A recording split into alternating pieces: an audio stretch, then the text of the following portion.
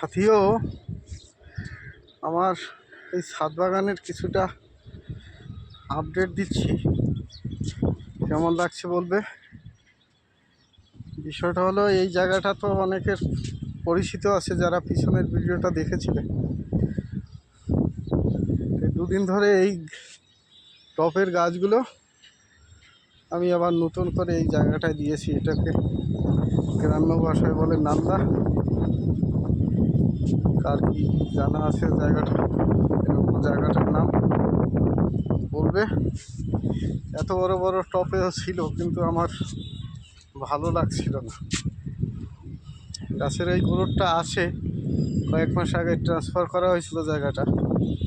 তথাপিও মনে হচ্ছে আমার একটু আরও বেশি জায়গায় বেশি খাবার পাবে এরকম জায়গায় দিতে হবে। তো এই গাছগুলো আগে 2 দিন ধরে বসেছি।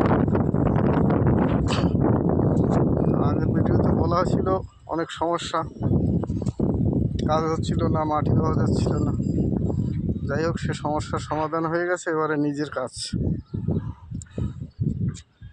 তো আমি এর নিচে নিজের করা কিছু ভার্মি কম্পোস্ট, যেটা ভালো করে গুঁড়ো করা যায়নি, সেইগুলো 2 লেয়ার, তার নিচে 2 লেয়ার খোল, কিছু নিমকুচি, হাড় গুঁড়ো।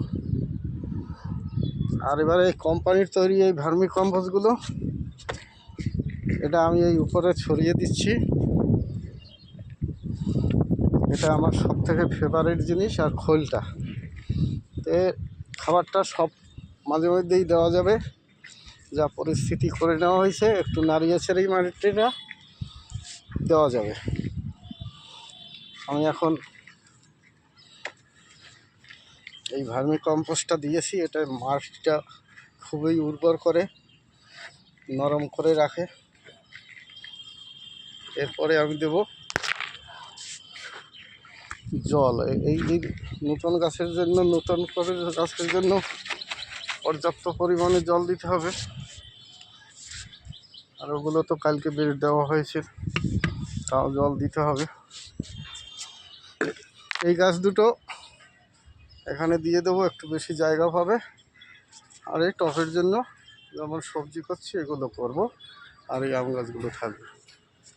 আমার মোটামুটি সংক্ষেপে আজকের আপডেটটা দিলাম। এই গাছটাও কালকে বসানো হয়েছিল।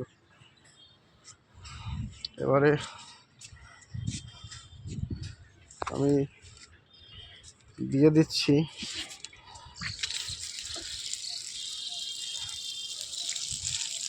এই যে জলটা দিচ্ছি,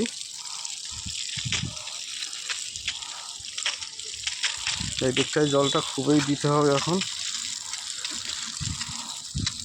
আর কিছুদিন পরে, 1-2 মাস পরে যখন বর্ষায় গাছটা ধরে যাবে তখন আবার দেব। কি অবস্থা হয় গাছটা বলবো সবাইকে। আর এর নিচে হয়তো একটা নতুন শাক নয়, একটা অন্য সবজি, সাথী সবজি আমি দিয়ে দেবো। তো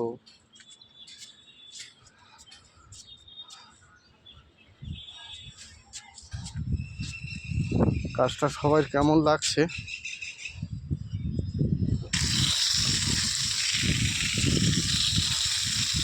কমেন্ট করে জানাবে। ভিডিওটা ভালো লাগলে সাবস্ক্রাইব করে দেবে, লাইক কমেন্ট করে দেবে। তারপরে জলটা দিতে হবে, যেহেতু 2 হাত থেকে একা একা।